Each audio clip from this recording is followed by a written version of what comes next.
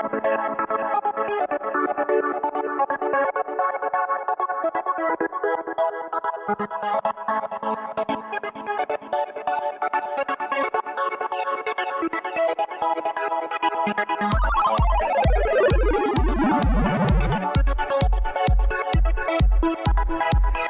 turn to page 87 of the instruction booklet.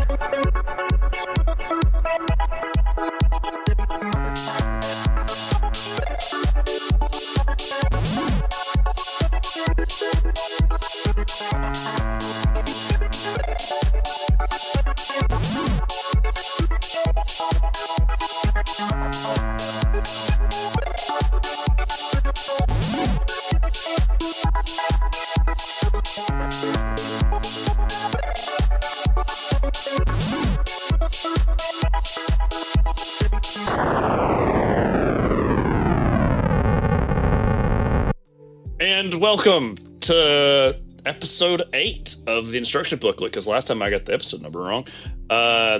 Welcome to the Instruction Booklet Awards Show. I'm your host, Jeremy, and I'm joined by my co-host, a man who believes that the best way to get gains is through eating as much Velveeta cheese as possible. And that's Michael. Have you looked? So the sodium. So I'm going to stop doing this. But have you looked at the macros, especially on 2% Velveeta? No. A 1 pound block of 2% Velveeta cheese has 160 grams of protein. That's a lot of protein. It's a solid amount of protein. Now, granted, it's got 1,920 calories, right? So, it's like a lot of calories. But, I mean, if you're bulking, right? I mean, the sodium's bad. It's like, It's like 14,000 milligrams of sodium. Don't do it.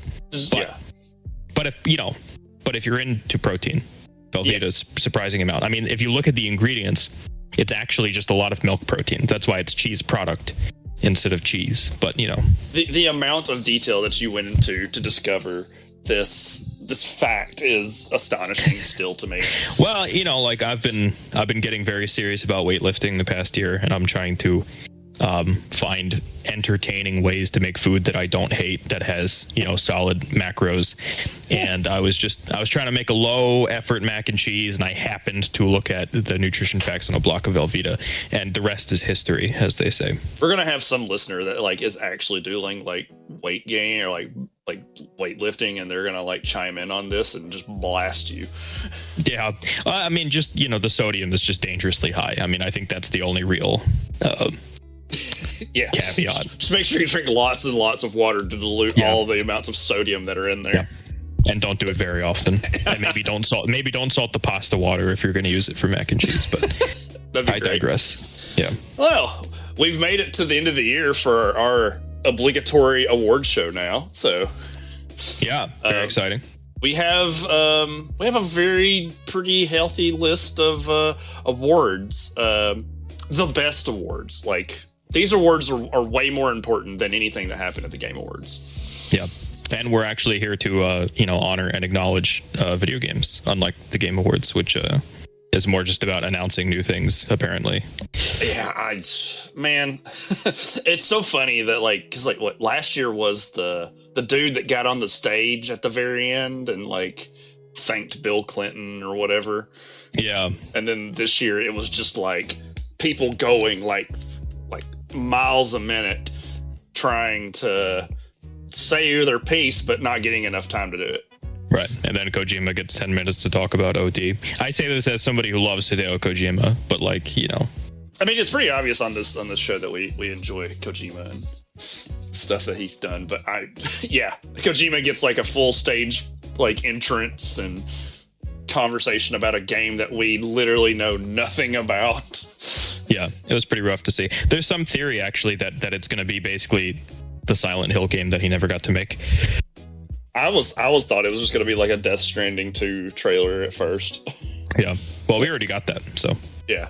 So, anyway, so I guess how we'll break the show down is we're going to do our awards in small chunks so you guys don't just get overrun with I believe we have 22 awards that we're giving out. Well, 21 award and 1 lifetime achievement award that we're going to be doing tonight.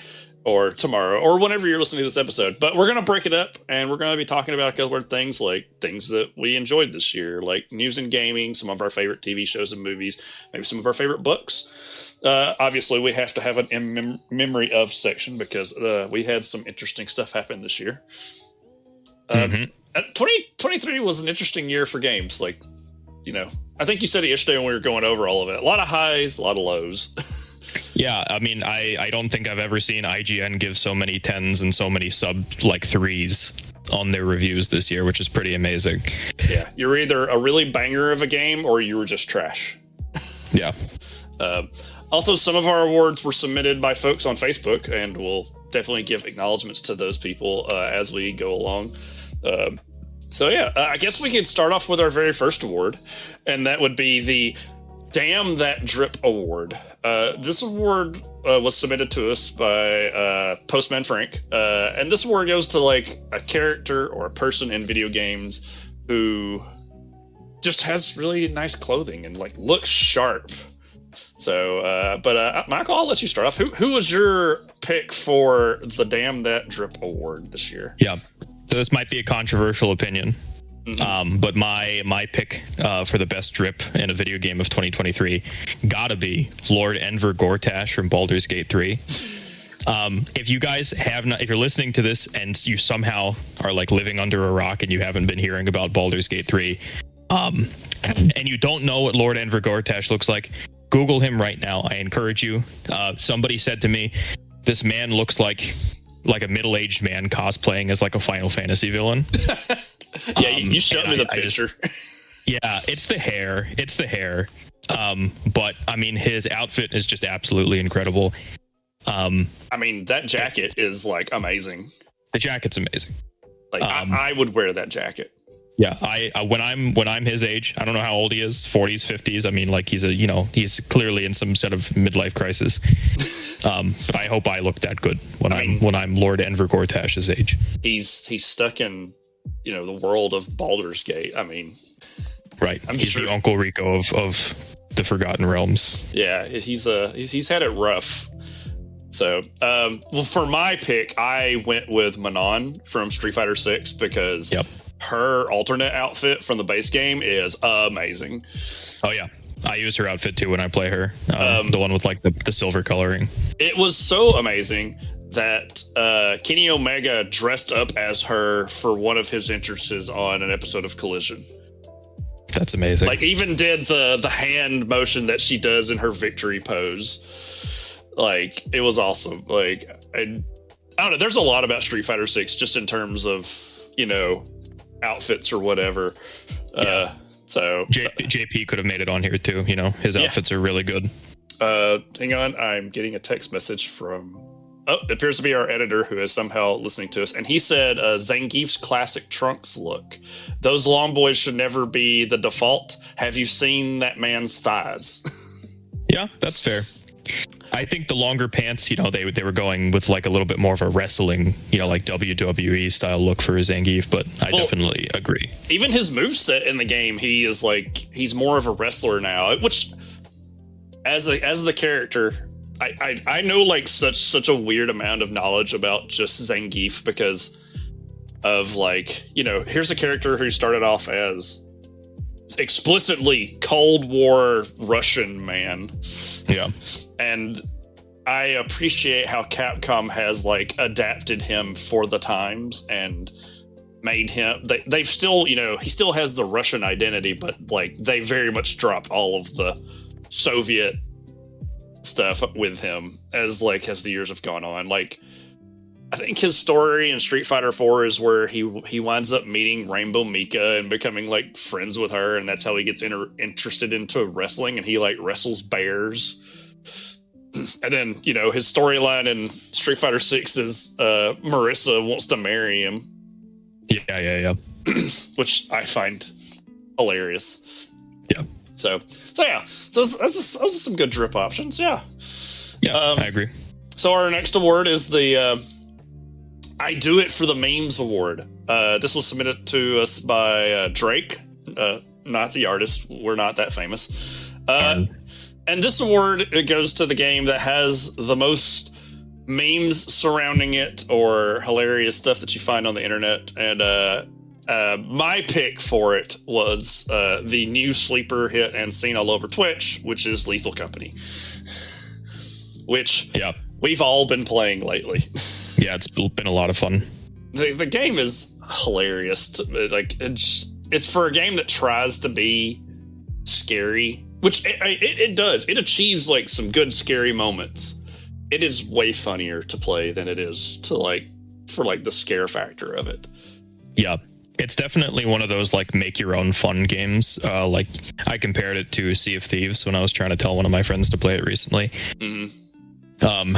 And so I think, you come for the premise, but I think you stay for the just like the shenanigans that you get up to with friends, like dropping ladders on them. And I was thinking about this game the other day because I was thinking about roguelites and how some of the design of and how roguelike philosophies and designs have gotten so much more prominent in games.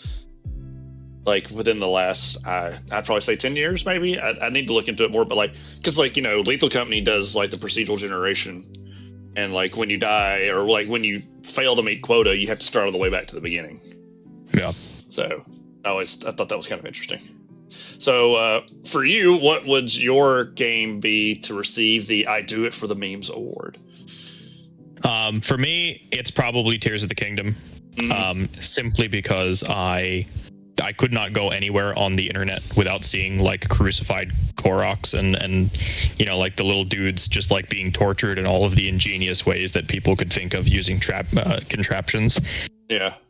I mean, just the sheer amount of content that I saw, regarding Tears of the Kingdom and all of the insane contraptions that people were building. Okay. It was just very funny. I mean, for about a couple of weeks. There's an entire subreddit called Hyrule Engineering. Yeah. It's just people building the most absurd contraptions or the most bizarre doesn't work contraptions. Yeah, that's what I like, right? I'm not here to min-max or optimize. Give me the dumbest, things that you can build using the game. Yeah. How does this thing work? Oh, it's not supposed to work. Yeah. People made some really crazy things with that game. The fact that Nintendo decided to build an entire sandbox game just out of nowhere, right, is insane. They took Banjo-Kazooie nuts and bolts and they slapped it onto Breath of the Wild. they saw nuts and bolts and went, we can do that, but better. Yeah, basically. This is what you get, Rare, for leaving Nintendo. Yeah. All right, so our next award goes to the most useless video game item. This was submitted to us by one of the people on our Discord, Big Rich. So thanks for that. So, Michael, what's your choice for most useless video game item? Yeah, so I've got a pick here that actually repeats kind of your pick for the last one. I have an item from Lethal Company. Mm-hmm. And it is an item that I used one time and I swore to never use again after you bought it for us when it was on sale. Yeah. And that is the lock picker. Oh yeah. For those of you listening, if you know how Lethal Company works, if you don't, basically you're going into these defunct facilities to try and collect scrap to meet quota so you don't get fired, which is basically killed in this weird science fiction horror universe. When you go into these facilities, sometimes the doors are locked. Typically speaking, you need a key to open these doors. And in our experience, I mean, maybe you can talk to this. I feel like we find keys all the time and we end up with 4 or 5 keys just sitting in our cabinet not being used. Oh yeah, 100%. Like the game just shits keys. Yeah, the game throws keys at you. And they're very light, and when you use them, they get consumed. They disappear from your inventory. So you could do that in a game where inventory management is very important for trying to get as many valuable items and pieces of scrap back from the facilities to your ship as possible in order to meet quota. Or you can spend money. Hear me out. You can spend money to buy a heavy piece of machinery that you can carry from the ship into the facility. It takes up one of your inventory slots. You can put it on a door to unlock the door without needing a key, and it's reusable. But hear me out. It takes 30 seconds to open the door versus a key, which is instant. You have to sit there like you're playing Payday 2 and watch like a drill opening a vault while this lockpicker takes 30 whole seconds to open a door. And then you have to pick up the lockpicker and either bring it back to the ship, wasting a trip to the ship and taking up an item spot, or you can continue to loot the facility, now just understanding that 25% of your inventory has been taken up by the fact that you decided to bring a lockpicker with you instead of one of the many keys that you would have found just lying around. It sucks. You're so passionate about this thing. Yeah, I'm just adamant that you should, like, the lockpicker as is, never buy. Yeah, it's like 100 and something 20 of like the credits, but like we got it on sale for like 4. Yeah, the wiki says it's 20 credits. Even then, I think it's overpriced. Right. Yeah, it's just like super useless. Yeah. Yes. Just grab it. Has a lot of useless items already. I just think the lockpicker, you should never buy it. The game also has a lot of annoying items too. Yeah. Goddamn air horns. I love the air horns. It's so awful. Well, before my pick, I got a text from the editor. He says just Haslam. I have no idea. I have no idea who that is. So it is a Baldur's Gate. I just don't understand this one. So sorry to the editor. I don't like a useless item. He's an NPC. He's a druid. He's great. He turns into a bear. I mean, I thought elbow dropping owlbears was like the way to go in that game. I've not played Baldur's Gate 3, so Halsin is the infamous romance, the bear romance cutscene. He's the druid that turns into a bear and then fucks you if you romance him. I'm sorry, just fucking a bear in a game is wow. We're gonna have to throw a content warning up on this episode. So my pick for most useless item in the game is the OS manual aiming chip from Armored Core 6. So for folks that don't know, Armored Core 6 is FromSoft's latest entry in the franchise that they made long before they ever got into Souls, and your giant mech can get chips to modify your mech and make it better, so like you can get stuff that allows you to like quick turn or do like a boost that allows you to kick another mech, which is awesome. But then they give you this one, which says, hey, you know that auto aiming that's like so nice to have when you're playing with your controller or your mouse and keyboard? Yeah. What if we turn that off and you have to manually aim everything? It's abysmal. Yeah, that sounds bad. Yes. Are there any niche builds that somehow make use of this? I have no idea. Okay. If somebody that's listening to this that plays Armored Core uses manual aiming, please tell me, because I don't know. I'm just at a loss. No, I haven't played Armored Core, full disclosure. It is, or at least not Armored Core 6. It was a fantastic game. I really enjoyed it. I've done most everything. In fact, today they just released the newest update, the added ranked matchmaking for player versus player. So that's cool. Actual ranked matchmaking in a FromSoft game instead of getting ganked while you're trying to save a fallen kingdom.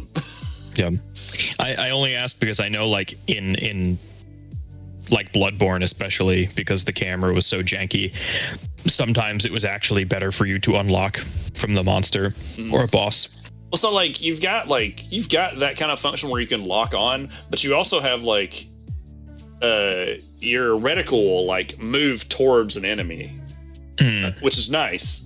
So you have your lock on, you have a hard lock and a soft lock, and manual aiming turns off both of those. So it's interesting. Okay.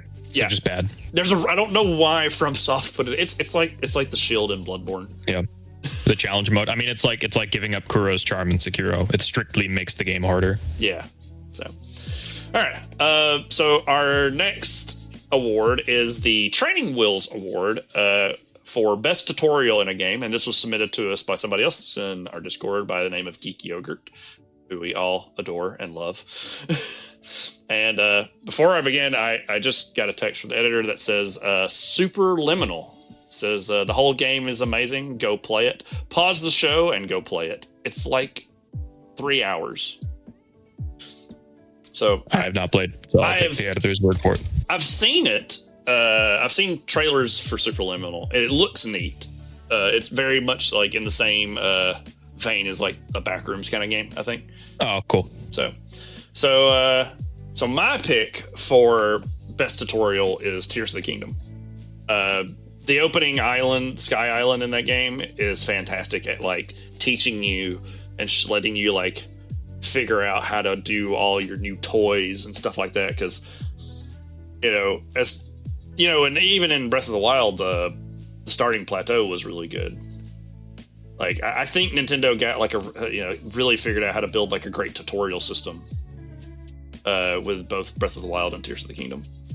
Yeah, so I agree. What about you, Michael? What was your best tutorial for the year? I have Street Fighter 6. Nice. I think Street Fighter 6, and maybe this stretches the limit of tutorial a little bit, but I think Street Fighter 6 has some of the most robust learning tools that I've ever seen in a fighting game. I mean, there's the intro tutorial itself, but then there's also just one of the best training modes that I've ever seen in a fighting game, as well as World Tour, which is, like single player in fighting games. Like, yes, it's cool for the story, but I also think a lot of the benefit of a more fully realized single player mode in a fighting game is just the ability to practice in a more dynamic situation than just being in training mode, which can get boring for some people. I really love how they like give you a lot of information, and they even like explain some stuff that's like really difficult to explain to like people like frame data. Yeah, I think Street Fighter 6 is just like going to be the gold standard of quality of life in fighting games moving forward. Stark contrast from something like Mortal Kombat 1, which launched in kind of an abysmal state. I mean, you couldn't even map combos onto the screen like you typically can with Mortal Kombat games. Oh wow. Yeah. So yeah. I think Street Fighter 6 is probably going to be like one of the best games to point people towards. Like if someone's like, "Hey, I want to learn how to play fighting games," like go there. Yeah. Yep. Like 100%. Like granted, DNF and like Grand Blue kind of started the trend of like one button super moves or like one button special moves in like a direction. The modern controls in Street Fighter being able to just like, I guess even Dragon Ball Fighters kind of did that, right? Like, yeah. Well, Dragon Ball Fighters had auto combos. Yeah. They were horribly unoptimal, but you could. I mean, if you were somebody who really just cared about playing the game and wanted to press one button, they were usable. Yeah. But like, it's neat looking at fighting games and watching how they evolved to where we got to with Street Fighter 6 and modern controls.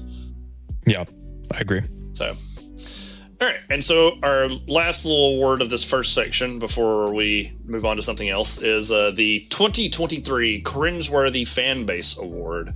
This was submitted to us by Faust. So obviously there's a bargain involved.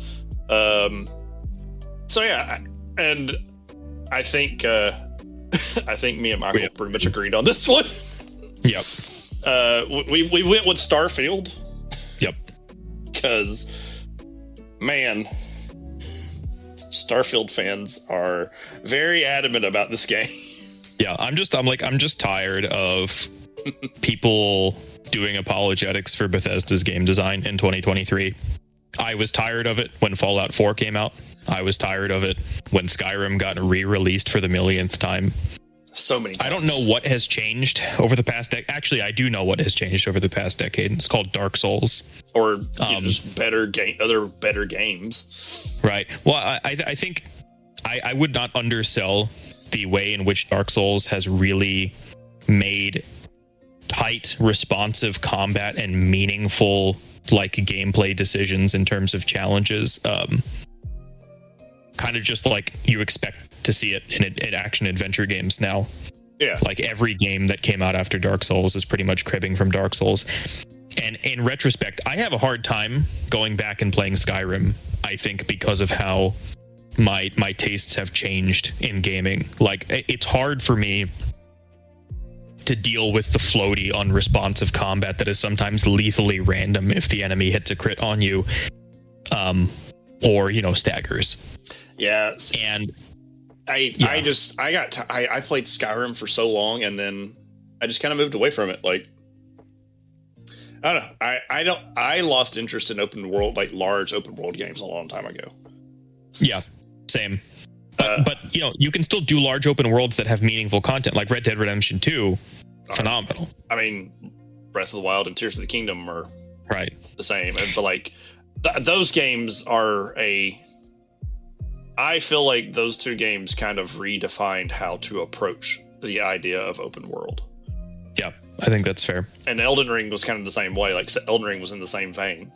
Like, right. here's this open world of like you just stumble onto shit, but it was like more organic as to where like there was a point in Skyrim where I was like literally just running towards markers all the time. Yeah. Starfield, I mean, you spend a lot of time running towards markers because sometimes you will land on a planet and you have to walk for literal 10 minutes, 10 real life minutes sometimes to get to a marker. Yeah. Through an open wasteland full of nothing. Like, at least in Skyrim, there's the scenery, you're walking through trees, maybe you run into a mud crab, there's some cool rivers, you got to climb a mountain. Starfield is like if an AI was asked to make a Bethesda game. It sounds like how No Man's Sky started. Right. Yeah, I mean, it's insane to me. I mean, even when during the rollout for Starfield and Todd Howard was getting up on stage and bragging about how the game had over 1,000 visitable planets, and everyone was like, "Ooh, wow, that's crazy." And I'm like, do none of you guys remember No Man's Sky? Do none of you remember being told about 17 quintillion planets and then how that game turned out on release? Yeah, I bought into that one, and man, did I pay for that one. But it's a genuinely great game now. Yeah, it's definitely an interesting story to look at. And now the Game Awards, they announced their new game, Light No Fire. Yeah, that seems very cool. I like the fantasy setting, and I think I'm interested to see what they've I hope done. they've learned their lessons from No Man's Sky. Yeah, I'll definitely be playing it. I have another message from our editor here. It says, I feel like the only human being in the world that doesn't want to fuck Astarion. Baldur's Gate 3 again. Oh. I mean, if you've been in the same internet circles that I have and you know anything about what people are saying about Baldur's Gate 3, people are going absolutely feral for Astarion. Okay, so who's that? He's a flamboyant, white-haired elf vampire. Oh, that guy. He's on the box art. His voice actor, Neil. Oh yeah, he won the award for best voice actor. Newborn. Yeah, he just won best performance at the Game Awards. Nice. Okay. Yeah, cool. He's an exceptionally good character. In fact, I think one of my choices later has to deal with Astarion as well in this award show. So, all right. So we're going to take a little bit of a break on talking about awards, and now we're going to talk about some of the bigger news that happened this year in terms of games, in terms of gaming. So I guess some of the bigger ones. At the very beginning of the year, we started off with Stadia shutting down. Which, I mean, I think nobody was really surprised. Nobody's surprised. I do think it's a good idea. I just think maybe the tech is not there yet, but I think some other, I think Nvidia's trying to step in already with some kind of game streaming service. I think we'll be there in a couple of years. Samsung has announced a partnership with Google, and that they're going to try it again, essentially. Cool. So, the opening of Super Nintendo World, which I will probably never get a chance to visit. Yeah, I've seen pictures of food and stuff. Looks cool. Other kind of big news: Apple is entering the VR market with the Apple Vision Pro, which was announced. Cool. Do we know the price point? Oh no, we just know it's a thing. Have you seen what it looks like? No. Let me pull it up for Apple. you. It is Apple Vision Pro. It's a thing. Huh. Yeah. Interesting. Somebody looks like you can go snorkeling. Yeah, there you go. It is a snorkel mask, yeah. It is very strange looking. I will be curious to see how Apple approaches this because, in terms of gaming, Apple doesn't really do gaming. Yeah. So. Oh, it's $3,500. That's great.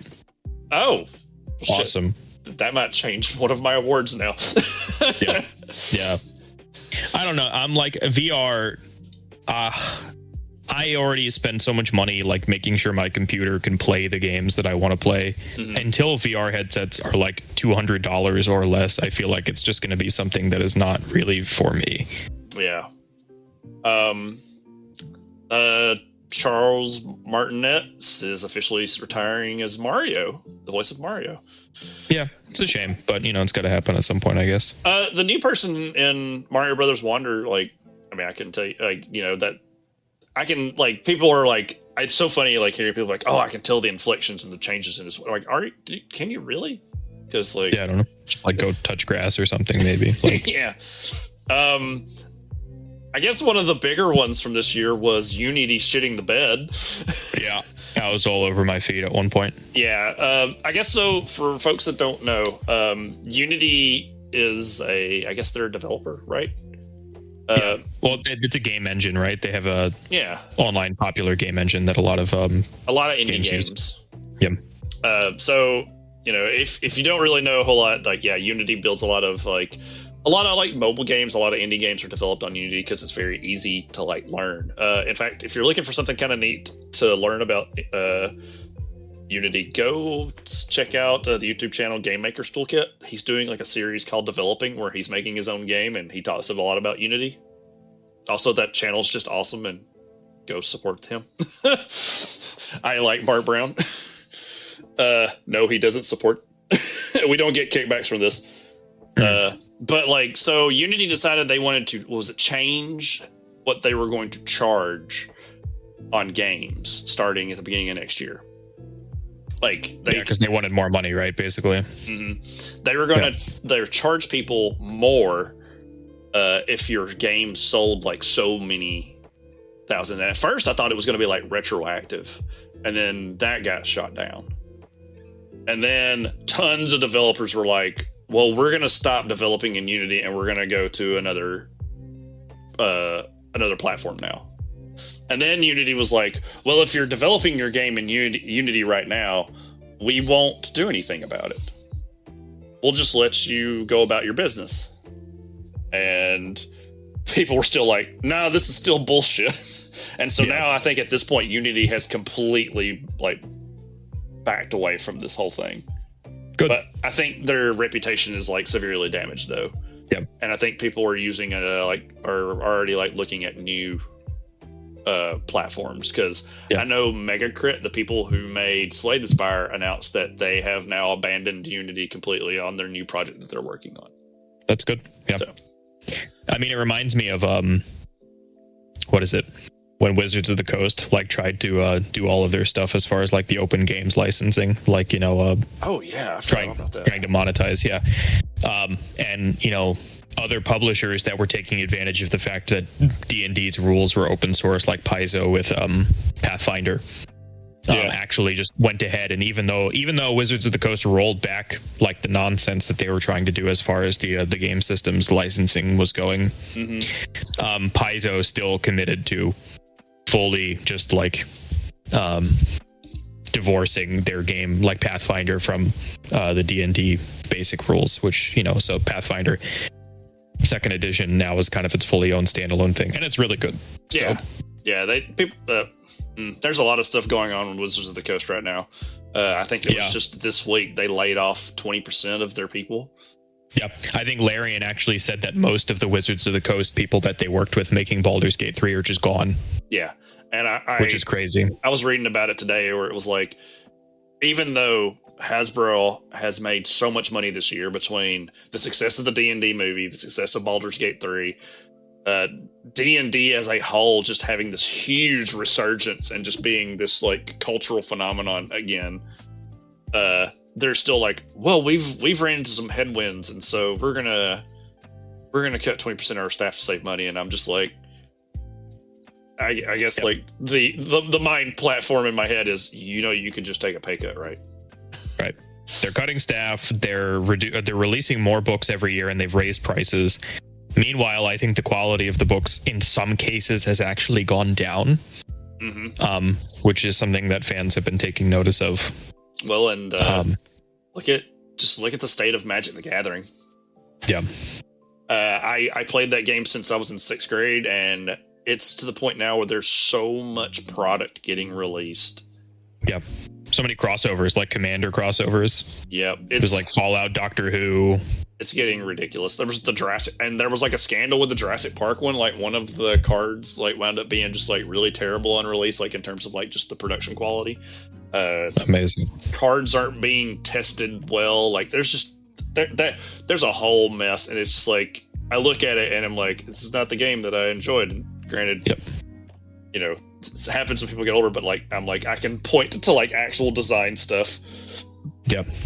Being monetized to death. So let's see. Microsoft officially acquired Activision Blizzard this year. Yeah. That's a thing. Microsoft has just like, they fully realized that they lost the console war like last generation, and I think they've just fully committed themselves to just buying up major studios now so they can have more exclusives like they did with Bethesda and now with Blizzard. Didn't work out too well for them with Starfield and Redfall though. Yeah. Well, joke's on them. They bought 2 just shitty companies. Yeah. Like, I mean, I guess they get to make money, right? But like, who cares? Like, when was the last time I played a Bethesda or a Blizzard game and genuinely said, wow, this is great? Well, and Activision gives them access to Call of Duty, and we all saw what happened with Call of Duty 3 this year. Yep. Oh, and I guess the last 2 other newer things was Day Before.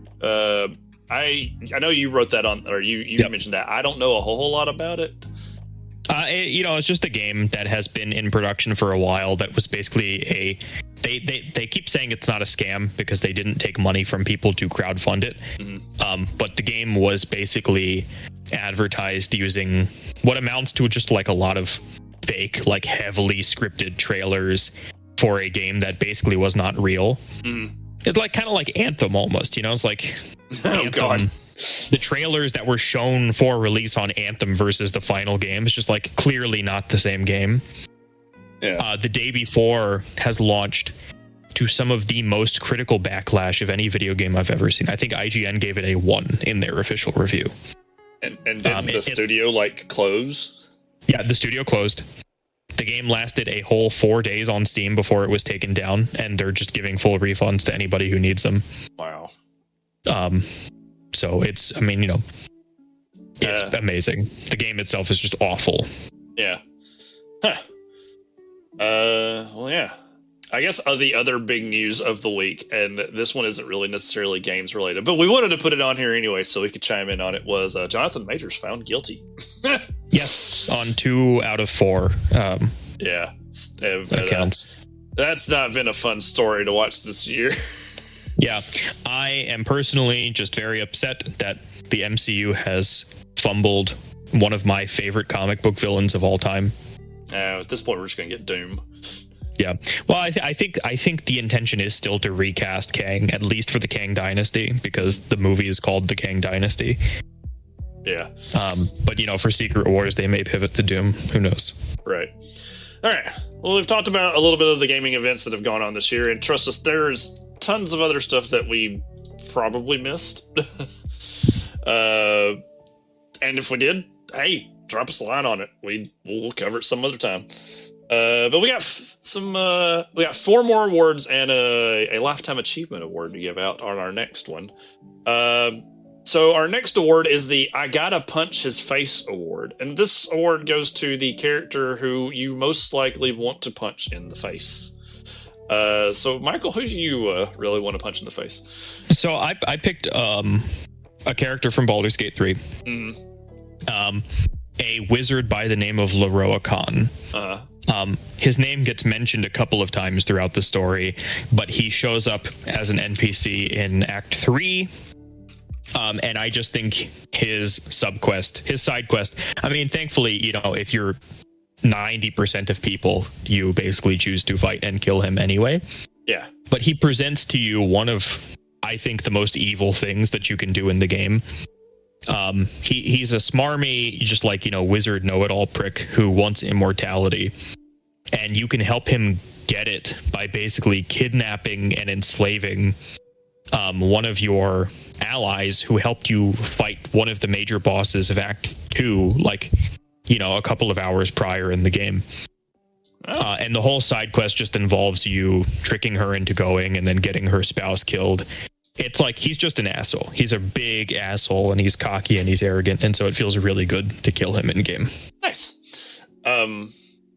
My choice was Kale from Hi-Fi Rush. I'm going to send you this picture so that way you can at least see what he looks like and know exactly why I want to punch him in the face. Oh, yeah. Like, he fits the bill. He's your typical last boss, and he's just like super smarmy like throughout the entire game.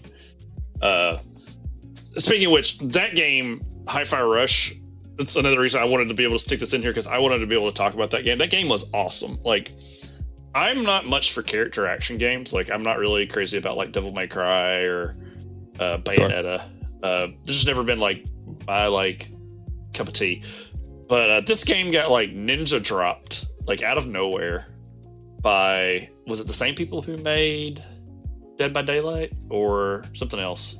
No, I can't remember the name of the game they made. They'd made like horror games prior to this. And interesting. This is a character action game, but it's also a rhythm game.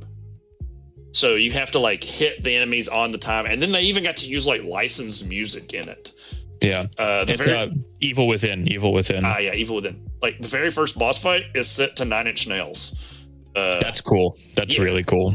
And like, there's like a whole sequence where they're playing like The Prodigy and just tons of other. And the even better part was the developers created a mode in the settings for streaming. So like, if you wanted to stream the game on Twitch, you could select a mode and they will play their original music that they wrote for the game. That's really cool. Yeah, like, and the art style is awesome. I played the hell out of it. Like, I just consumed it in like a couple of weeks, and it was just so much fun. And it's one of those games where it's like, it even won a Game of the Game Awards for like best sound design. Yeah. So I'll have to give it a try. Yeah, definitely. If you haven't played it, check it out. So our next little segment is actually a Lifetime Achievement Award, which is the Peter Weller Lifetime Achievement Award for Peter Weller for RoboCop Rogue City. And this was suggested to us by our friend Seth. And we have actually, Peter Weller has sent someone to accept this Lifetime Achievement Award. So we'll let him take over.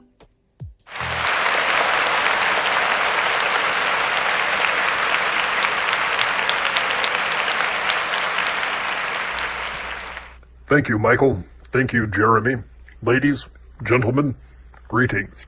I'm here not to serve the public trust or uphold the law, but to graciously accept the Lifetime Achievement Award on behalf of the man behind the mask, Peter Weller.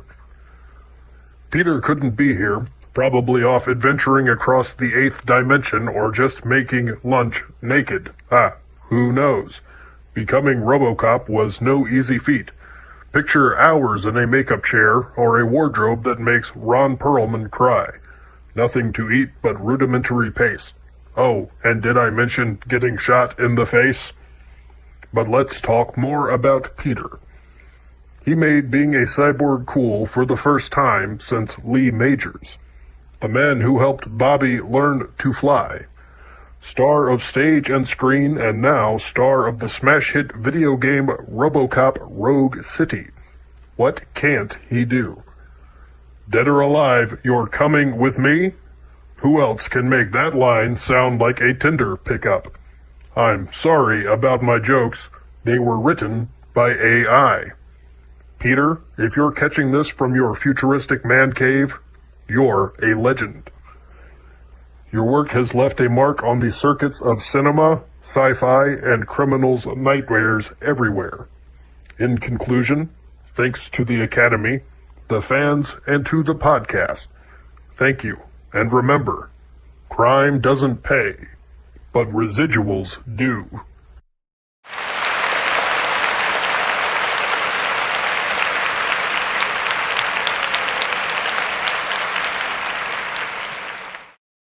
Okay. So very cool. Yeah. So the next up is the My Mom Walked In on Me award. This was submitted by a friend named Tackett. So my pick for My Mom Walked In on Me award would be Lethal Company, because there's a lot of funny shit that people will say. Like, I love the meme of people in playing Lethal Company turn into 5-star voice actors. Yeah. Like when they're dying. It's just like, I think I saw one where in fact, suddenly I remember us playing from the other night where we landed on a planet in the eclipse and there was a giant out and all I could hear was you screaming. And I was just like, that was just the most fucked run that we've ever had. Just the organicness of just like, oh, there it goes. Bye. Yeah. So So what would be your choice for the My Mom Walked In on Me award? Gotta be Mortal Kombat 1. Yeah. I mean, I think the fatalities are really good this time around. The fatal blows are also really good. NetherRealm, I mean, from an aesthetics perspective, yeah, NRS always knocks it out of the park, and this one is no exception. The fatalities are really good. Okay. When they're not expensive like seasonal fatalities. Yeah, I heard about that. Yeah, they're cool. They're just like I don't know why I would ever pay that much money for a fatality. Yeah. So I guess that puts us to our next award, which would be the Room Award, which is based on the movie The Room, which would be best worst game. So what you got, Michael? Yeah, so I have a game that if anyone listening right now knows about this game, chances are you forgot that it came out this year. Mm-hmm. And that is Behavior Digital's newest game, Meet Your Maker. So the devs that made Dead by Daylight have tried a couple of times to diversify their, I guess, library. We had Death Garden Blood Garden Death Harvest. I don't even remember what it was called. It was another asymmetrical multiplayer game. It's a crazy name. Another asymmetrical multiplayer game that came out a couple of years ago. That game failed. Yeah. And so they said, okay, this time we're gonna do something different that's not just another asymmetrical multiplayer game like Dead by Daylight is. And they made Meet Your Maker, which advertised itself at a pretty promising way at first as basically like a Doom meets Mario Maker kind of deal, where players can build bases that make these like first-person shooter / parkour trap levels, and then people can find other people's bases and they can play through them and they can try and beat them, and it's very challenging.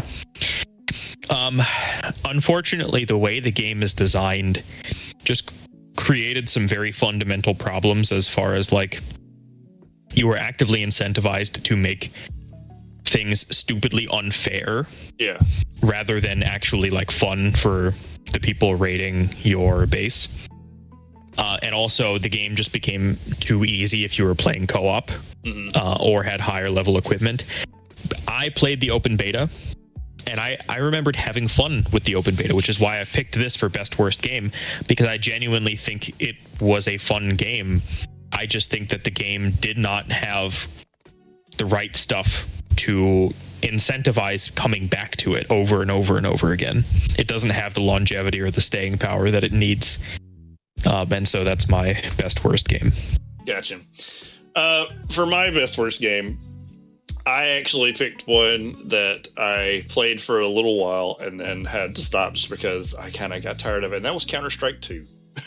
Fair. I feel like Counter-Strike has gone through, like, so I first played Counter-Strike with Source, and then there was like Go, and then there was another one I can't remember, and then there was all the gambling, and then it was like, oh, a fresh Counter-Strike, I'm going to try this out. And I'm like, no, this is the same thing. I mean, granted, it still has its moments where I'm like, yeah, this is enjoyable, but then it's like, I don't care.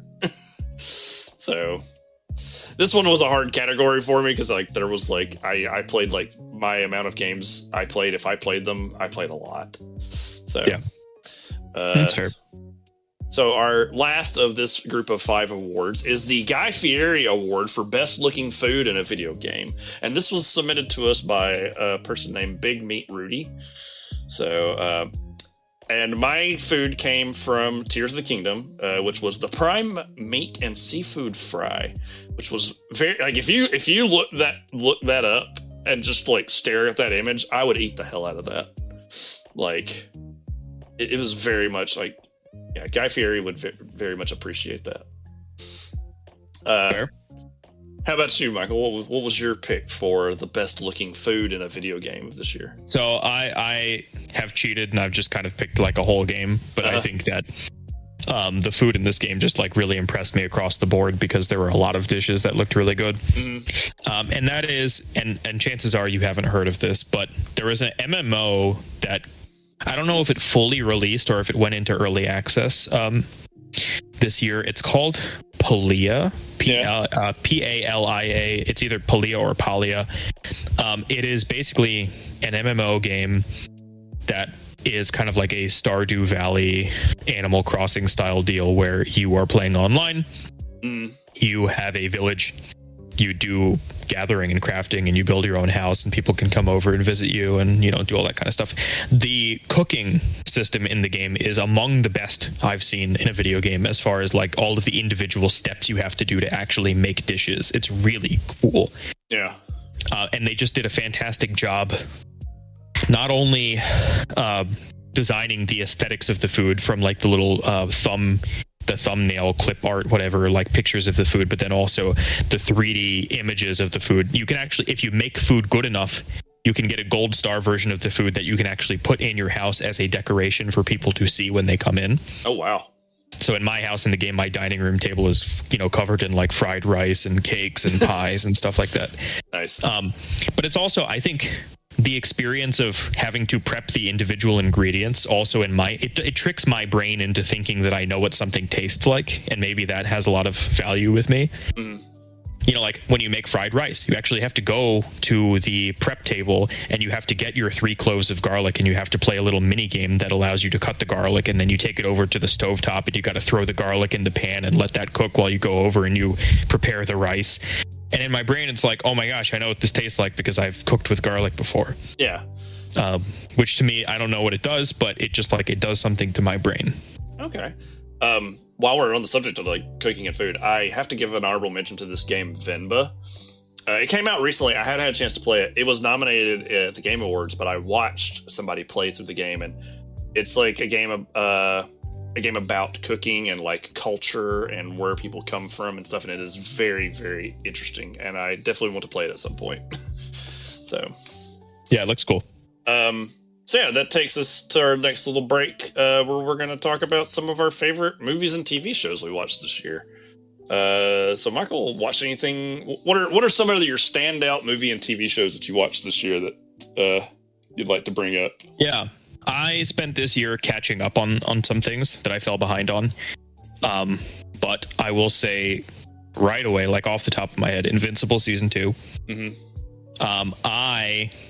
I think it was at the start of the year, actually finished reading the entire run of the Invincible comic series.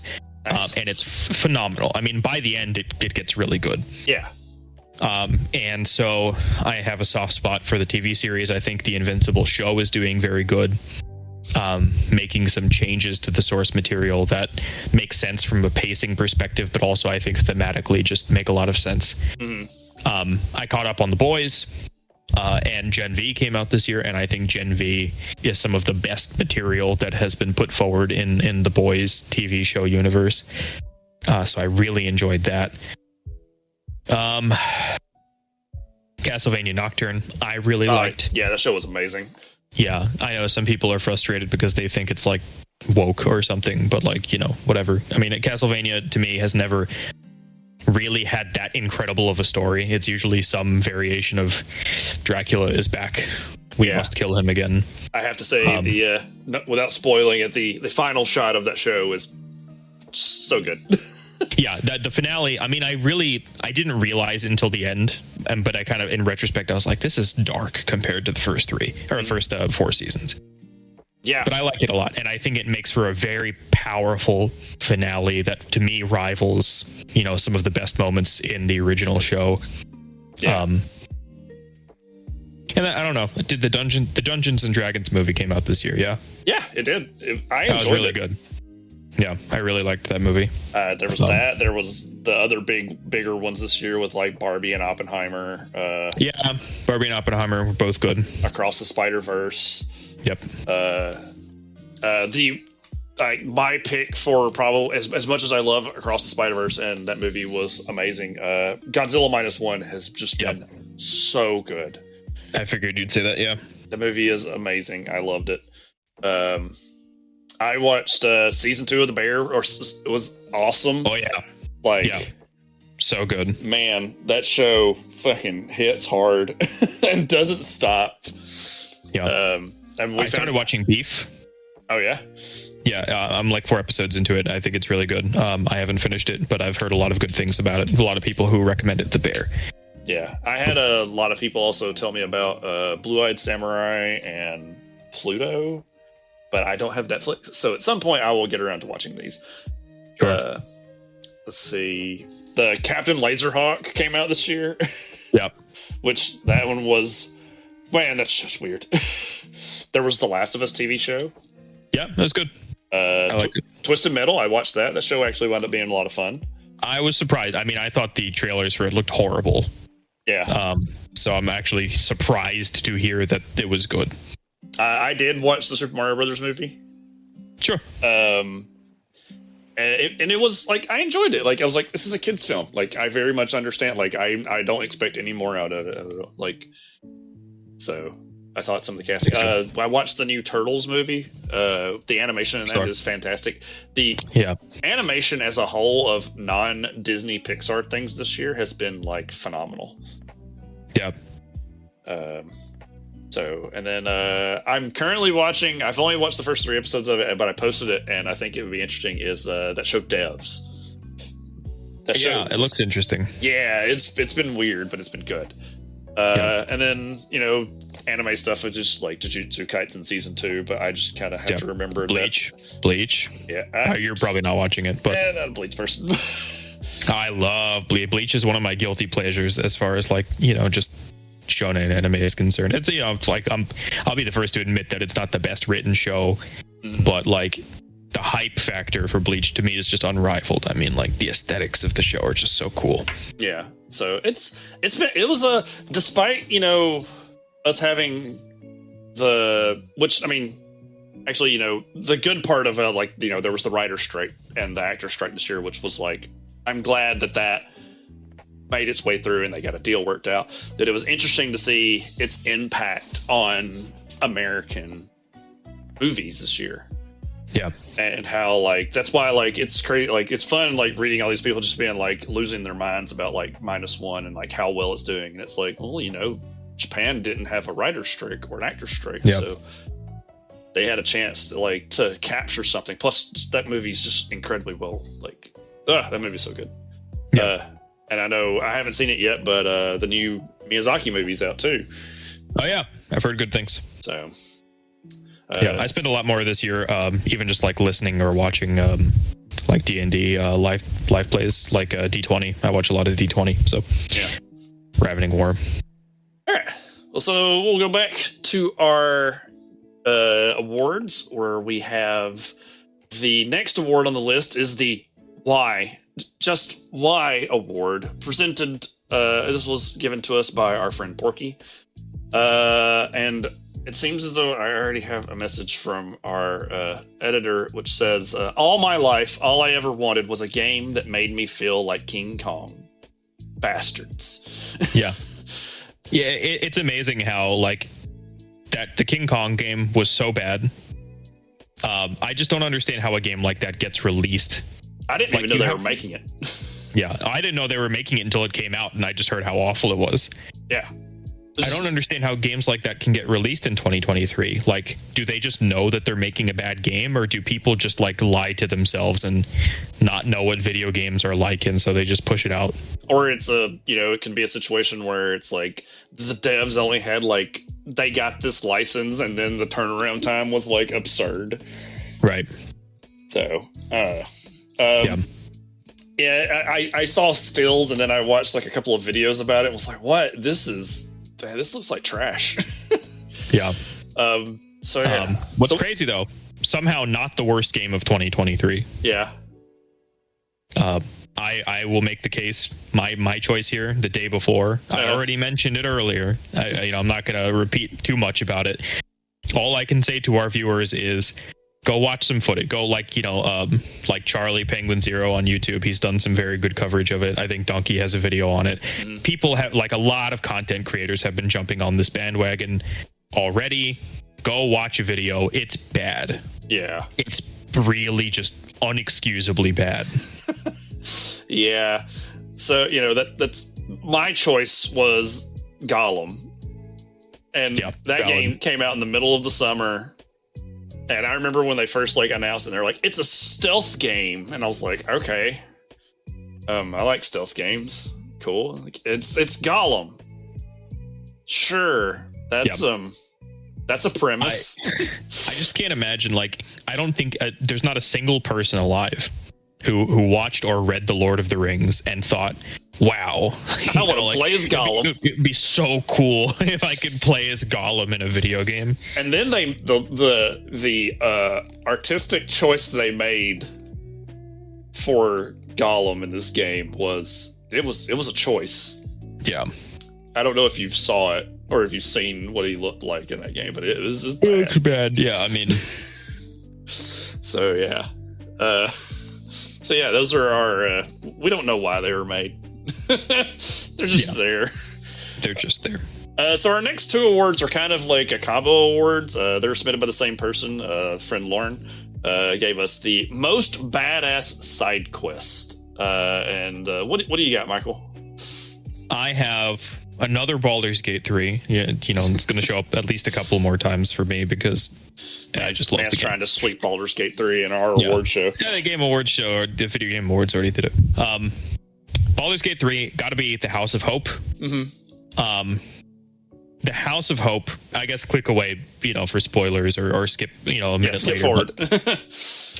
There is a devil who shows up a couple of times throughout the game, whose name is Raphael, and he's kind of like a tertiary antagonist in the game. He can be an ally for you, but he can also end up being kind of one of the big bads that you have to fight later in the game. Mm-hmm. The House of Hope involves basically infiltrating his sanctum in Avernus, I think it is. And it's just an incredible quest that culminates in, I think, the best boss fight in the game. Nice. That literally involves the voice actor for Raphael actually singing a song about himself in the boss fight music. Oh wow. And it's just it's amazing. It's just so cool. Nice. And I think it's a high point for the game. Nice. Okay. While you're explaining that, the editor texts me again and says, Spider-Man 2, Howard, trapped in a spider web of emotion. So I've not played Spider-Man 2, but I assume it's got some really good side quest in it. Yeah, and the writing, unsurprisingly is exceptional. I saw today where Insomniac got hacked, and all of a lot of the details for the Wolverine game got released. So yeah, and an X-Men game. Yeah. So that sucks. That happened because they've put this a lot of hard work and efforts that they've put into just losing this information. I saw where other studios are come out and been hey, this ain't cool, and they're obviously trying to find the people that performed the hack or whatever. So my most badass side quest was protecting the Strider, which is an Armor Core 6 mission. And so something kind of interesting that Armor Core 6 does is you have to play the game 3 times to get the actual ending. Interesting. So there is a mission earlier in the game where you have to destroy the Strider, which is this giant mining thing that's walking across Rubicon, and they're go take it out. Well, in your New Game Plus mission, you have to go back and protect it. And I'll just kind of leave it at that because I can't say much more without spoiling some of the plot. Sure. Go play Armored Core 6. It's amazing. So to follow this up, we have the most stress-inducing side quest. And I'll go back to Armored Core 6, and that will be regaining control of the Xylem. This is another like later down the line New Game Plus mission for Armored Core 6 where you have to regain control of a giant ship, and there's a counting clock, and Lord help me finding all of those things and evading all the enemies and then finding a boss at the end was stressful as hell. Yeah. So what do you have for your? I also have a back-to-back pick here. Baldur's Gate 3 again. I was between two picks. Yeah. But I'm deciding right now, and I'm going to say Cazador's Palace from Baldur's Gate 3.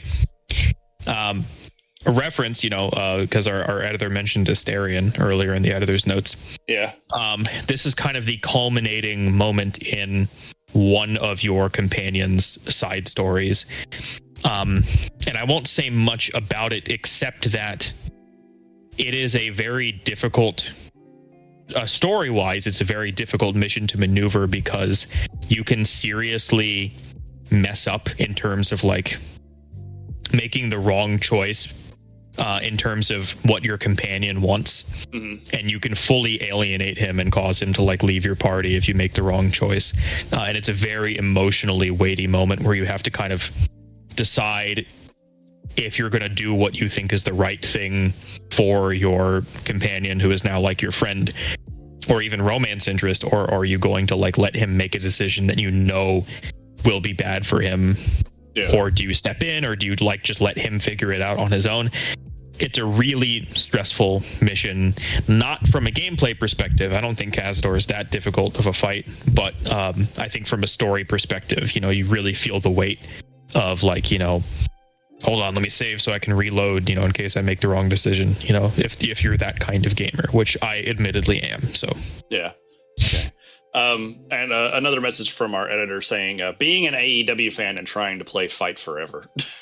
And I understand that. It was, AEW is the other wrestling brand that's on TV right now, and they finally put up their first game, and it was a good effort. It's got some problems, but so. So our next award comes from someone who we have frequently picked on the show, and that is our friend Mr. Pickens. He submitted one for the 2023 Empty Open World. I was on board with something different, but then the more we started talking about it, the more I was like, yeah, I think we could just unanimously agree that Starfield is probably... It's Starfield, and it's like, what can we say about it that we didn't already say earlier? Yeah. I have seen enough clips of people just walking for 10 minutes to get to a marker. I just don't understand how anybody... It's like Mass Effect, like 1, like the Mako missions, if you had to do them on foot. Oh. Just like not good. Just not good. We're going to get some like hate. It's coming. If you're a Bethesda fan, I want you to hate on me. We're gonna get like so many like negative comments. And so our last award for this next little section is the Who's a Good Boy / Girl award for best pet in a game this year. Michael, what you got? I got my final inclusion here from Baldur's Gate 3, and that's going to be Scratch. Mm-hmm. He's a dog you can find early on in the game, and if you can speak with animals, you can. I think you don't even need to be able to speak with animals, but I think you can convince him to basically join your party, and he comes to camp, and you can play catch with him. And nice. He's a nice dog. I will admit, I'm not proud of this. When I first played through Baldur's Gate 3, I was romancing Minthara, who is the evil romance option that basically requires you to just like be an asshole through the entire game in order to fully raise your standing with her. Uh-huh. And one of the choices you can make in Act 3 is actually to give Scratch back to a sort of like, group of postal workers that it's like heavily implied like use him a lot and like abuse him. Yeah. And for my first playthrough, I had to. So here's my confession. Minthara wanted me to, so I had to give up Scratch. I feel bad about it, but I am picking him for my best boy, and I am just going to confess to all here that I did it for Minthara. I did it for Minthara. So all the Baldur's Gate fans are also going to start throwing some hate at you too. Gotcha. Exactly. Yeah. I went with Torgal from Final Fantasy 16 because he is like a good boy, and also he's sort of a demigod. Interesting. I didn't actually play this game, but I watched someone play through the entire game because Final Fantasy has begun this thing, and it kind of happened with 7 Remake where they've shifted into character action. And as I kind of mentioned, character action isn't really my like cup of tea, but I don't mind watching other people play them because I want to like watch for the story. And the story of 16 was wild and crazy at times, but Torgal is amazing, and I would die for that dog. Fair. So our next award is let's say, do we got one?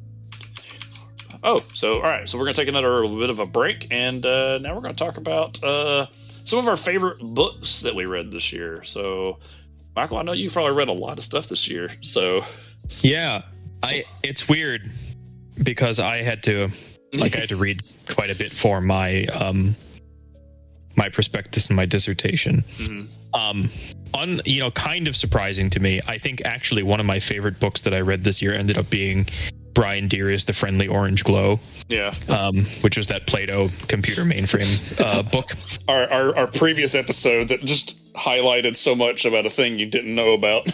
Yeah, no, guys, go read Brian Deere's The Friendly Orange Glow. I mean, like, skip to part 2. You can go to around page like 200 or so, and like you just get to the part where he starts talking about mainframe gaming.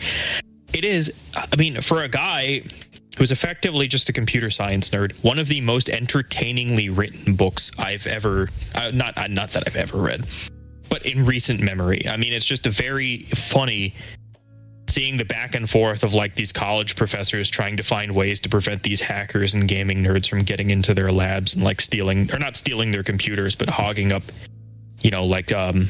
time on these computers. Mm-hmm. It's a very funny book, surprisingly. Yeah, I remember. So I liked The Friendly Orange Glow. I remember after we did that episode, you like went and checked that book out and then sent me a picture of it. Yeah. I mean, Invincible, the Invincible comics, I really liked. I recommend them. I think you got to stick with it a little bit, but it quite good. Nice. I'm trying to think. I mean, I didn't do a lot of leisure reading this year, unfortunately. Yeah. I read Roadside Picnic this year, which I liked. Arcadian Boris Strugatsky, like Soviet science fiction novel. That sounds fun. And then I started reading a manga series called Blame. I have heard of that. The art is phenomenal. I mean, it's very cool, like weird nihilistic cyberpunk, Geiger-inspired kind of stuff. Mm-hmm. Hey. So, yep. For me this year, I read 3, 4, or 5. I've read like 3 science fiction books this year, and I'm currently reading like a fancy book. I had 2 science fiction books that one of which I blew through in like 24 hours, which is very rare for me because I'm not a quick reader. And it's an author by the name of Blake Crouch, and the book was called Dark Matter. I can't say a whole lot other than a man wakes up in a life that's not his own. And sounds cool. It gets really good. And then I went and read the book before that, which was called Recursion. And that one took me a couple of days, but it was also equally as good. And it's a story in 2 different timelines of a woman trying to solve like Alzheimer's problem, and then a cop who's trying to figure out something called false memory syndrome, where people start having memories of lives that they've never lived. That sounds cool. And then I read the first book in the the Southern Reach trilogy. Oh, it's so good. Yeah, and I made about halfway through the second book when V.E. Schwab dropped the new book in the Darker State of Magic series, and so that's what I've been reading recently. Fair. In terms of manga, I read something really hilarious this year called Rooster Fighter, which is about a rooster that kills demons. Not really much else I can say outside of that. It's hilarious and wild. And I also started reading Go-Go Loser Ranger, which is what if the Power Rangers was like the boys? That sounds cool. So yeah. That reminds me. I did read all of Chainsaw Man. Nice. Yeah. Chainsaw Man was very good. Yep. I've read all of that. I've also been working my way through Vinland Saga and Berserk. So yeah, cool. I have not finished Berserk, but I do have a couple of volumes on my shelf that I have to keep reading. Yeah, my TBR pile is like very, very big. Sure. I've got so many books that I need to like read and get through and such. So, and there's just been like some really good comics throughout this year. I'm still reading stuff like Something's Killing the Children, and I think a series. There's a new volume of Saga. Yeah, isn't there? Coming out like soon. Mm-hmm. I read that in single issues, and then the series I think I'd introduced to We Only Find Them When They're Dead is finally finishing up. So, also equally great series. So yeah, there's been a lot of good stuff this year. Cool. So I guess that'll take us back to our awards. Our next 5 awards, we've only got just a handful left. It will be the Surely You Don't Need the Money Award, which goes to the thing in games that you had to purchase that may be just way too frivolous. And for this, I picked the Valve Index still. Yeah. Because dropping $1,000 for just the index itself, having the space to set it up, and having a machine which you have to purchase to reasonably run these VR games that's just a lot of money. Yeah. Like I guess that goes back to our like topic about like VR. So right. And until it becomes reasonable for me, I would just rather buy a new video game. It's like, yeah, no kidding. So what do you got, Michael? So mine, it comes from a very personal place. Yeah. And that is, I'm not a console gamer. I want a PS5 at some point for the exclusives, but I waited for a very long time to get a PS4. I really wanted to play Alan Wake 2 on release, and I could not because up until recently, my graphics card was an AMD Radeon RX 5700. Mm-hmm. Which, frankly speaking, was just good enough for basically everything that I wanted to play until recently. Because Alan Wake 2, I don't know if you've looked at the minimum recommended specs for a PC to play Alan Wake 2. Minimum, the game asks for an NVIDIA 2060 or a Radeon RX 6600. Oh God. I have never seen a game have such steep, I know it's 2 generations ago. I know we're on NVIDIA 4090 stuff, right? We're in the 4000 series. Yeah. But I've never seen a game with minimum requirements, a 2060. Wow. So for me, this award goes to the fact that I had to spend money on a 3070 Ti to thankfully, technically I didn't need to. I could have gotten a 2060, but I had a friend who had a good deal on a 3070 Ti, so I had to pay. I paid like $300 to play Alan Wake 2, basically. I mean, I understand that. I had to do that a couple of years ago for Sekiro, and I just upgraded my computer just because I wanted to be able to play Sekiro at 60 frames per second. So. Thankfully, past me was smart, and when I built my desktop, I made sure to not skimp on power supply and CPU. So thankfully, upgrading to the 3070 Ti did not bottleneck too hard. Yeah. All right. So I guess it takes us to our next one, which is the Enemy of the State Award, the game that you just can't get away from. As in, you just can't stop hearing about it, or you just can't get away from it, mentally, anything. So, what you got, Michael? So I'm cheating a little bit. And that I have a game that released actually December of 2022. Yeah.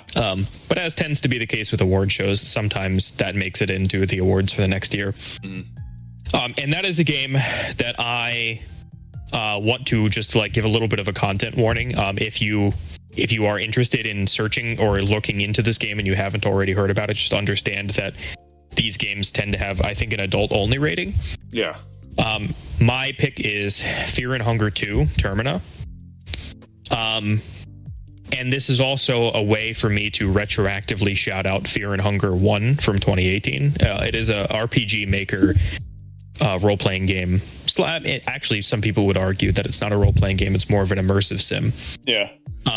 Dark fantasy made by one guy who was like a psychology PhD, I think as a part of his dissertation work. Dark fantasy, some of the most insanely fucked up shit. I mean, like if you've read Berserk, it's like if you made Berserk into a game and you didn't censor any of it. It is one of the most horrific games that I think I've ever seen. It is also one of the most fascinatingly, uncompromisingly cruel and difficult games that I've ever seen from a design perspective. And it's dominated my YouTube algorithm. Super Eye Patch Wolf has a really good 48-minute video on Fear and Hunger 1. He even has a playthrough on his other channel that's like him just playing the game. Yeah, he's been obsessed with the game. Pretty much everybody who learns about this game and goes down the rabbit hole ends up getting obsessed with the game, and I'm kind of in the early stages of that right now. And Fear and Hunger 2 Termina just happens to be the most recent iteration, and arguably it's even better than the original. I just can't stop thinking about it. Yeah. So that's why I'm giving it the award to it. Well, my Enemy This Day award goes to Baldur's Gate 3 because I can't get away from it. Like, I see it, hear it everywhere. Like, everybody I know has played it or is playing it. Yep. Sure. It's one of those things where I'm like, I might get to this at some point. I've got so much other stuff I want to play. But it's like, it's so funny that you're like, I'm done with Baldur's Gate 3. And I'm like, well, I guess I got to pick up this mantle now. It's really good. It's really good. Our next award is the Burt Reynolds Award for Best Facial Hair in a Video Game. And mine goes to JP from Street Fighter 6 because Valid.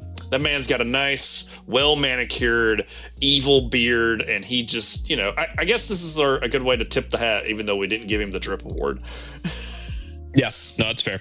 So, yeah, JP, the man who was a tax evader, was working for Shadow Lu, and then when Bison died, gained psycho powers. Oh, so who do you have for your I base kept it facial? plain and simple. I've got Alan Wake 2. Yeah. His beard's just great. He's just got a great beard. He's just got a great beard. It's a great beard. I like it. Frankly, it is just a good beard. Yeah. Well, running up into our next one as we hit these ones pretty quickly is we have the Did We Seriously Need This Remade Award. So what you have here, Michael? Longtime listeners of the show will know this game and know that I've mentioned it many times at this point. But it's got to be, for me, the remake of Colossal Cave Adventure. Yeah. And I say this as somebody who, I think it's cool that this thing exists, I guess, because it is a long-standing, important, piece of video game history. I just think you should go play the original. I mean, it's freely available online. I don't think the game needs visuals to be good. In fact, I think it somewhat takes away from the experience, as I've kind of argued in past episodes about some of the benefits, actually, of lower quality, graphical representation. Colossal Cave Adventure with graphics was not something that I think we needed. Yeah. Mine was GoldenEye because they re-released it again. Like, it's GoldenEye. Like, yes, I get it. But did we really need to put it out again? What it is like, I think people, for some reason, just don't like the idea of playing old video games, and I can't understand why. Yeah, I don't understand. I was just like, when I saw that it was coming out again, I was like, they made a big deal out of it. When it got remade, and it's out again. I'm like, no, like, I understand its significance and its importance. So go play GoldenEye. Yeah, just go play GoldenEye. Go play Colossal Cave Adventure. I got a text from the editor saying, "Stop remaking The Last of Us. Just stop it." I guess. I mean, that game has been remade a couple of times now. Well, they're remaking 2 now again. Yeah. Or they're remastering 2. 2 doesn't need it. 2 looks great. It plays great. It doesn't need an update. Yeah. I understand his frustration on that one. Yeah. So our next game to end this next little chunk before we get to our last little bit sections is the Game of the Not Year. So a game that we played this year that we really enjoyed that may not have come out this year. for me, surprisingly enough, in February, I actually got myself a 3060. I was able to get my computer upgraded, and I finally played the base game of Cyberpunk all the way through, and really enjoyed it. Like, it's so good. I was very impressed. And then, of course, now apparently Phantom Liberty has completely like redone the entire system of the game, and people are like, "You might just need to start over again." I was like, "But I just finished it." I know, I haven't done it yet, but I've been meaning to. So I was just, when the game first came out, I could play it, and then there was some update that caused a problem with my previous computer, like graphics card, and it struggled, and I was like I really want to be able to play this game, but I want to be able to play it without any problems. So right. And I had a ton of crashing issues when I powered through it when it first came out, and I just, it was crashing all the time. Yeah. It is. Even then, the story writing is just that the writing's incredible. Yeah, I really enjoyed like some of the side missions, and just like, I actually took time and went and did like every little thing I could, and I was really happy with it. So, what was your game of the not year? My game of the not year, and I think I've mentioned Fear and Hunger, and so now I think I'm fully just establishing myself as someone who enjoys weird, punishing, like, misanthropic Eastern European games. Mm-hmm. Gotta be Pathologic, specifically Pathologic HD for me. I know Pathologic 2 is out, and I know it's technically, arguably, an improvement on the game in every single way, if you are content with playing the one perspective, which is the horror specs. Pathologic consumed my mind for a couple of weeks after playing it, similar to Signalis, which, by the way, I don't have it as an award here. Go play Signalis if you haven't. But Pathologic, it has to be one of the most stressful game experiences I've ever had. Mm-hmm. But it also is one of the smartest video games that I've ever played, and really does a lot of very interesting meta-reflective work on whether or not video games are even a medium that actually allows you to make meaningful choices, or if you're still kind of just like performing a script that has been written out for you. Yeah. It is just such a experience. It's the best game that I would not recommend to anybody, which is also how I would describe Fear and Hunger. Right. Again, Pathologic, if you're curious, go watch H-Bomber Guy's video essay on it, and then you can decide if you want to play it. But just understand that it is an ordeal. Gotcha. All right. So we're going to take one last little break here, and we're going to talk about, so this year, as always, some things and people kind of end or pass away, and this year they had a few. Brandon O'Brien, the voice of Crash Bandicoot, passed away. We obviously mentioned it earlier. Stadia has also left us. Yep. As of, what is it, yesterday, the voice actor for Max Payne died. I know, crazy. And he was also the voice actor for Alex Casey in Alan Wake 2. Wow. And then the biggest one, the saddest one that no one really saw coming, is E3 is officially dead. Yep. Not that anyone would need it. Now that the Video Game Awards is just winter E3, Well, and they do Summer Games Fest too. Like, Jeff Keighley has just kind of like shoved himself into all of this. Yep. Not to mention, ever since Nintendo started doing Nintendo Directs, everybody's just kind of started copying that now. Yep. Like, everybody and their mother just is like, oh, you know what? We're going to have a Direct.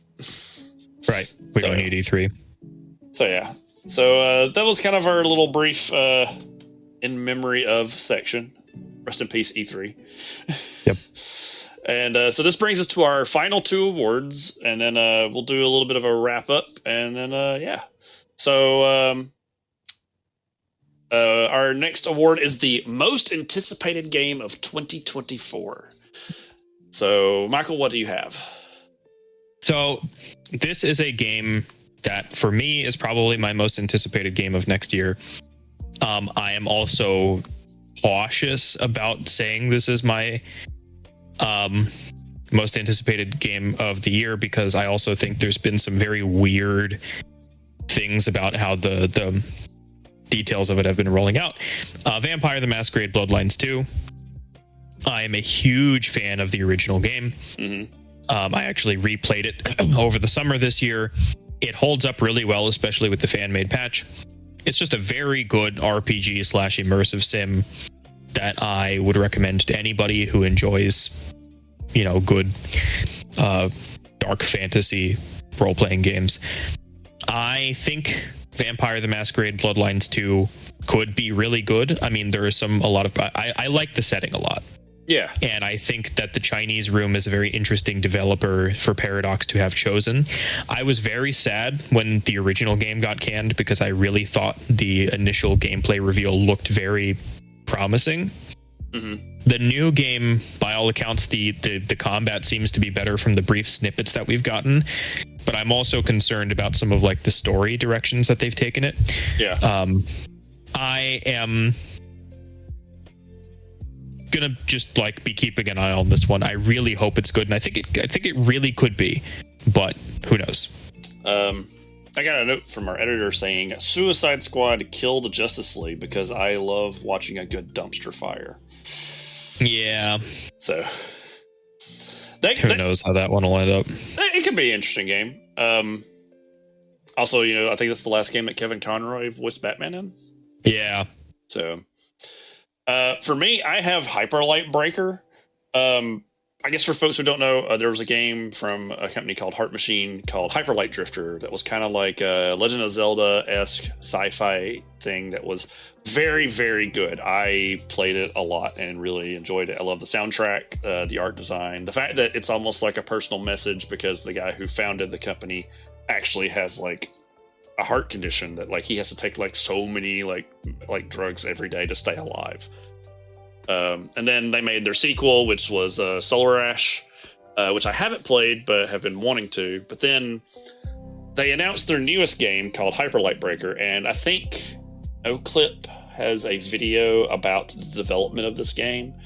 And at first I was just kind of like, oh, another Hyper Light game. That's going to be awesome. But then I watched it and found out what they're doing. Is originally the game was supposed to kind of be almost sort of roguelike in there were different biomes that were all procedurally generated and you could play it with friends and all this stuff. And then about halfway through it, they scrapped it. And now it's still multiplayer, but now instead of individual biomes, it is one big biome that's procedurally generated every time you play the game. Huh. Yeah, like it looks fantastic. And it's 3D. So it's kind of like took a lot of the stuff they learned from Solar Ash to apply it into this game. And so if you get a chance, go look it up, Hyper Light Breaker. I've got it wish listed on Steam. You should probably too. Just go watch the No Clip video. I'll probably include that in the notes for the episode, along with some of the other things that we've mentioned. So yeah. So our final award is the Best Non-Video Game award, which be a game that you've played that is a video game that you could contend, like you would say you enjoyed this year. Our editor had a note on this one. It says, Wheel of Fortune. Vanna White is still a fox. Fair, valid. For me, I actually chose a card game that came out years ago that I still play to this day. And the only reason I picked this was so I could plug this and inspire other people. It's a game called The Mind. It's a cooperative card game for up to 4 players where you play numbers from 1 to 100 in sequential order without communicating at all. And you have to progress through levels. So at level 1, everybody gets 1 card, and at level 2 is 2 cards. And if you're playing with 2 players, you have to go through 12 levels, and you have lives, and if you lose all your lives, the game ends. I still play this game all the time. Me and my friends group love it. I even have inspired other people to purchase this game, and they've taken it into other friends groups. So it's like $20. You can find it at like Target. You can find it at like Barnes & Noble, anywhere. Like, go buy this game, play it. It's so much fun.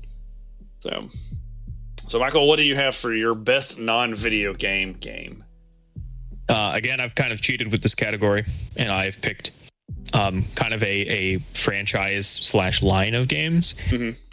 And that for me, if you've been listening to the podcast for a while, you've heard me mention that I've been super into tabletop role-playing games over the past year or two. Mm-hmm. And I think one of the biggest discoveries that I've made over the past year is that I love the World of Darkness games. I was just talking about Vampire the Masquerade Bloodlines 2.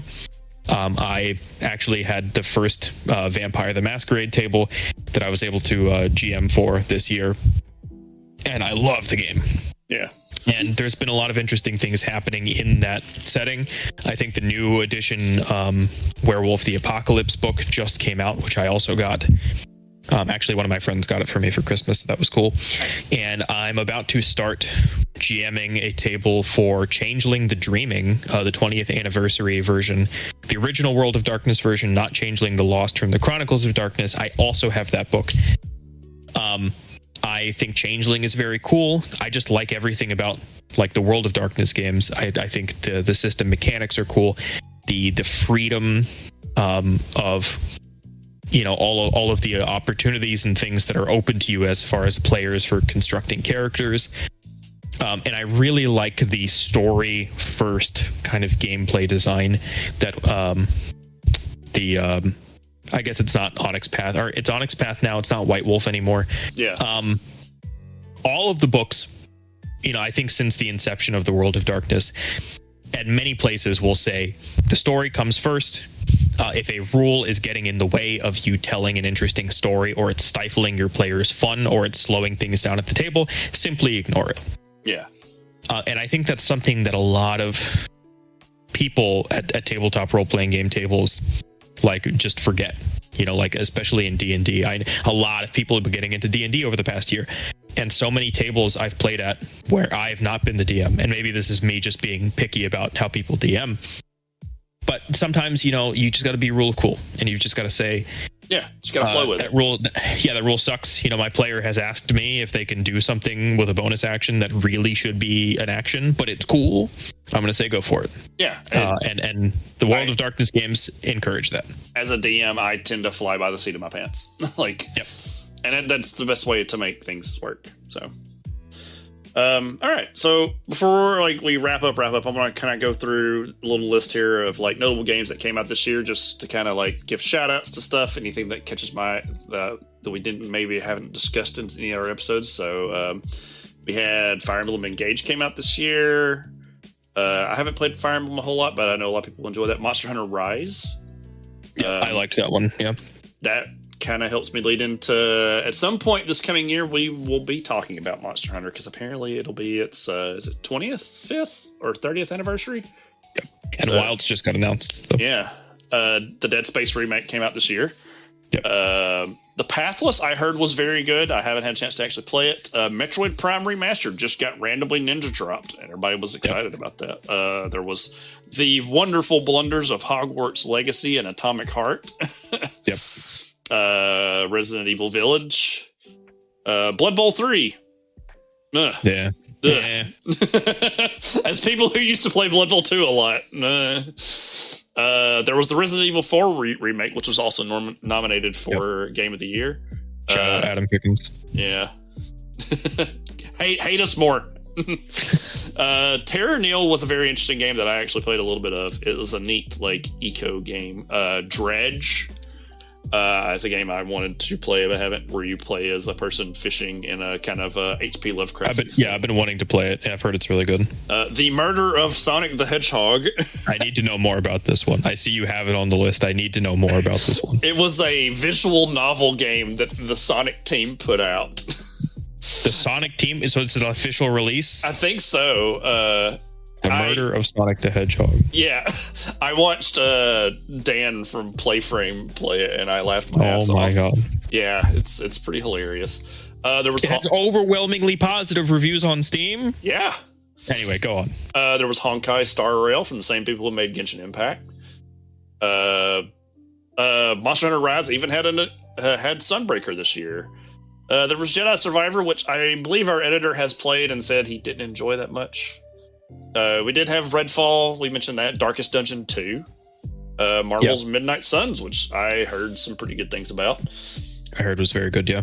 Here's a fun game that I watched some people play, but I don't know if I could ever play it myself. It's Bread and Fred. It's a 2-player co-op game where you play 2 pink ones trying to do a Celeste-style mountain climb. Huh. And it looks frustrating. There was Diablo 4. and Dave the Diver, which is starting to get like I've seen a lot about that game where you basically play a guy who goes and collects fish and then you have to run a sushi restaurant. Yeah, I've heard really good things about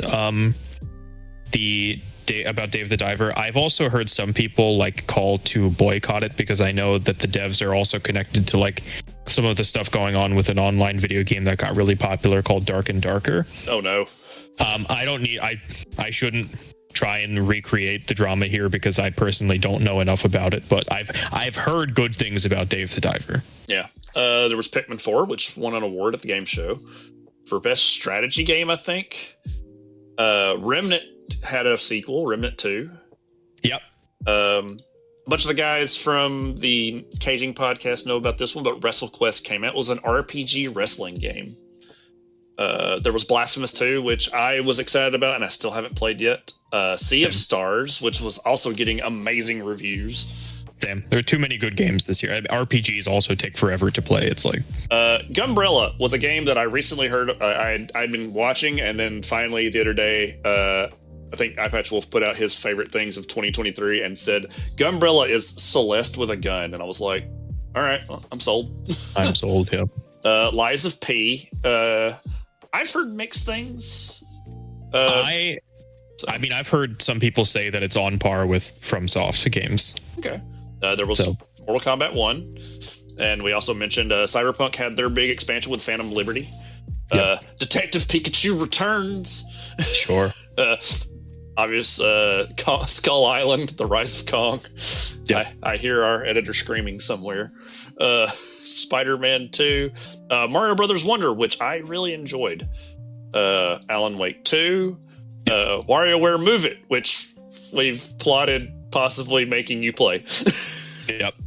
I'm down. Like a Dragon Gaiden, The Man Who Erased His Name.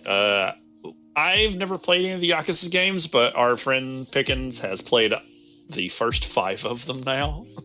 Yeah. I've heard they're really good. I believe that I would love the Yakuza games if I played them. It's just another one of those things where RPGs take a lot of time. Like, ask me if I've played Persona 5.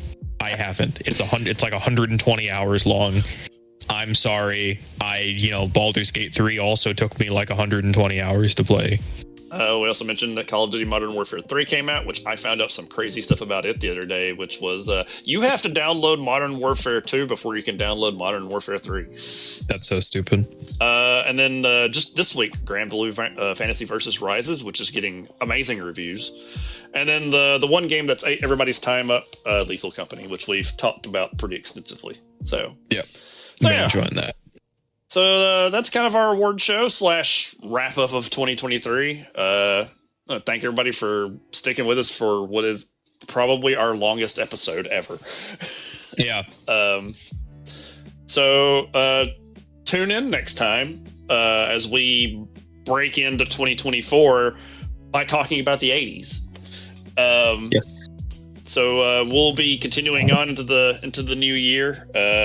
We have a loose kind of roadmap out right now. We know our history episodes will be centered around the 80s because there is a lot to talk about in the 80s. Yes. February is our birthday month. We both are February people, so we don't know what we're going to do for our birthday episodes. You might get 2 episodes, you might get 1 episode. Who knows? April will be interesting. Yeah. April will be the 1-year anniversary of the instruction booklet. So hopefully that will be a very exciting episode. We'll have some big announcements for sure that we've been quietly discussing amongst ourselves, and we're kind of excited. And then as we make it during the new year, we'll have other fun odds and ends after our 1-year anniversary. Hopefully, maybe we can actually start having guests on the show. I know we both have a list of people, you academically and me for like other walks of life that we would like to have on the show. Because we wanted y'all to kind of get used to us for a year before we started bringing odd guests in. So, but yeah, hopefully everybody has a good Christmas and has a good New Year. So I guess before we wrap up real quick, Michael, where can the folks find you online?